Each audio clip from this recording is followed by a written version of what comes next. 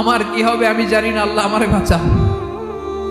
প্রতিটি নবী বলবেন নফসি নফসি, আল্লাহ তুমি আমারে বাঁচাও আমারে বাঁচাও। বিশ্বনবী মাথা তুলবেন, তুলে বলবেন রব্বি হাবলি উম্মতি, আল্লাহ তুমি আমার গুনাহগার উম্মতকে বাঁচাও।